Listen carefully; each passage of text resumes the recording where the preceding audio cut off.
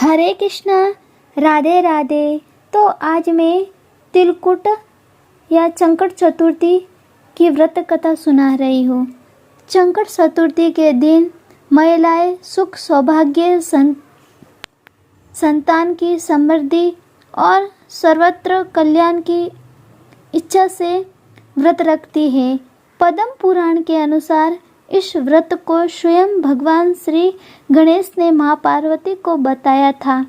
वैसे तो हर महीने की कृष्ण पक्ष की चतुर्थी गणेश चतुर्थी कहलाती है, लेकिन माघ मास की चतुर्थी तिल संकटा चौथ कहलाती है। पद्म पुराण के अनुसार आज ही के दिन कार्तिकेय के साथ पृथ्वी की परिक्रमा लगाने की प्रतिस्पर्धा में उन्होंने पृथ्वी की बजाय भोलेनाथ और माँ पार्वती की 7 बार परिक्रमा की थी। तब शिवजी ने प्रसन्न होकर देवों में प्रमुख मानते हुए उनको प्रथम पूजा का अधिकार दिया था। तो अभी हमारे संकट चौथ की व्रत कथा। एक शहर में देवरानी जेठानी रहती थी। जेठानी अमीर थी और देवरानी गरीब थी। देवरानी गणेश जी की भक्त थी। देवरानी का पति जंगल से लकड़ी काट कर बेचता था और बीमार भी रहता था। देवरानी जेठानी के घर का सारा काम करती और बदले में जेठानी बचा हुआ खाना, पुराने कपड़े आदि उसको देती थी। इसी से देवरानी का परिवार चल रहा था। माघ महीने में देवरानी ने तिल चौथ का व्रत किया। 5 आने का तिल व गुड़ लाकर तिलकुटा बनाया। पूजा करके तिल चौथ की कथा सुनी और तिलकुटा चिक्के में रख दिया और सोचा कि चांद उगने पर पहले तिलकुटा और उसके बाद ही कुछ खाऊंगी। कथा सुनकर वह जेठानी के यहाँ चली गई। खाना बनाकर जेठानी के बच्चों से खाना खाने को कहा तो बच्चे बोले, माँ ने व्रत किया है और माँ भूखी हैं। जब माँ खाना खाएंगी तब हम भी खाएंगी। जेठ जी को खाना खाने को कहा तो जेठ जी बोले, मैं अकेला नहीं खाऊंगा। जब चांद निकलेगा तब सब खाएंगे, तभी मैं भी खाऊंगा। जेठानी ने उसे कहा कि आज तो किसी ने भी अभी तक खाया नहीं है, तुम्हें कैसे दूँ? तुम सुबह सवेरे ही बचा हुआ खाना ले जाना। देवरानी के घर पर पति बच्चे सब आस लगाए बैठे थे कि आज तो त्योहार है, इसलिए कुछ पकवान आदि खाने को मिलेगा। परंतु जब बच्चों को पता चला कि आज तो रोटी भी नहीं मिलेंगी तो बच्चे रोने लगे। उसके पति को बहुत गुस्सा आया। कहने लगा, सारा दिन काम करके भी 2 रोटी नहीं ला सकती तो क्यों काम करती हो? पति ने गुस्से में आकर पत्नी को कपड़े धोने से मारा। धोना हाथ से छूट गया तो पाटे से मारा। वह बेचारी गणेश जी को याद करती हुई रोते रोते पानी पीकर सो गई। उस दिन गणेश जी देवरानी के सपने में आए और कहने लगे, धोने मारी, पाटे मारी, सो रही है या जाग रही है? वह बोली, कुछ सो रही हूँ, कुछ जाग रही हूँ। गणेश जी बोले, भूख लगी है, कुछ खाने को दो। देवरानी बोली, क्या दूँ? मेरे घर में तो अन्न का एक दाना भी नहीं है। जेठानी बच्चा कुछ खाना देती थी, आज वह भी नहीं मिला है।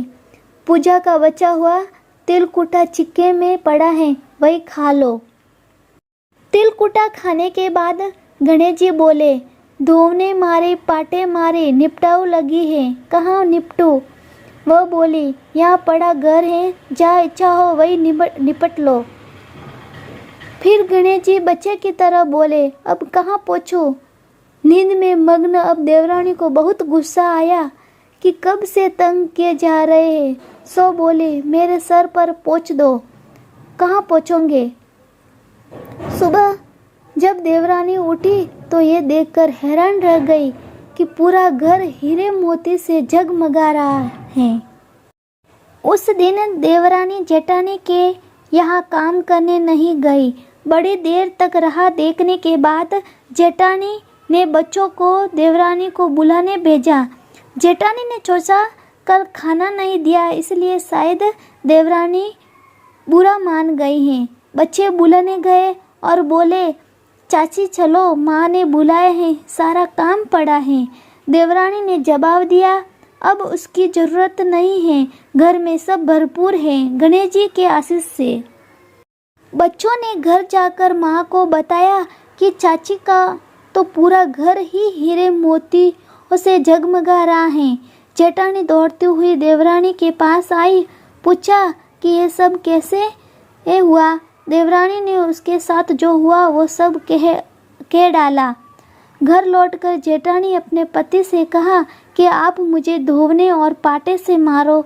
उसका पति बोला कि भली मानस, मैंने कभी तुम पर हाथ भी नहीं उठाया, मैं तुम्हें कैसे धोने और पाटे से मार सकता हूँ। वह नहीं मानी और जिद करने लगी।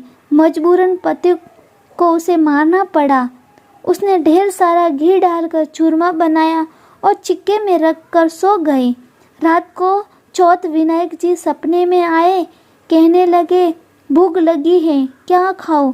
जेठानी ने कहा, हे गणेश जी महाराज, मेरी देवरानी के या तो आपने सूखा तिलकुटा खाया था, मैंने तो जरते घी का चूरमा बनाकर आपके लिए चिक्के में रखा है, फल और मेवे भी रखे हैं, जो चाहे वो खा लीजिए।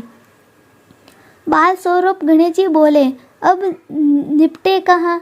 जेठानी बोली, उसके यहाँ तो टूटी फूटी झोपड़ी थी, मेरे यहाँ तो कंचन के महल हैं, जा चाहो निपटो। फिर गणेश जी ने पूछा, अब पोछूं कहाँ। जेठानी बोली, मेरे ललाट पर बड़ी सी बिंदी लगाकर पोंछ लो। धन की भूखी जेठानी सुबह बहुत जल्दी उठ गई। सोचा घर हीरे जवाहरात से भर चुका होगा, पर देखा तो पूरे घर में गंदगी फैली हुई थी, तेज बदबू आ रही थी। उसके सिर पर भी बहुत सी गंदगी लगी हुई थी। उसने कहा, हे गणेश जी महाराज, ये आपने क्या किया। मुझसे रूठे और देवरानी पर टूटे। जेठानी ने घर की साफ सफाई की बहुत कोशिश की, परंतु गंदगी और ज़्यादा फैलती गई। जेठानी के पति को मालूम हुआ तो वह भी बहुत गुस्सा हुआ और बोला, तेरे पास इतना सब कुछ था, फिर भी तेरा मन नहीं भरा। परेशान होकर चौथ के दिन गणेश जी से मदद की विनती करने लगी। गणेश जी ने कहा, देवरानी से जलन के कारण तूने जो किया था, ये उसी का फल है।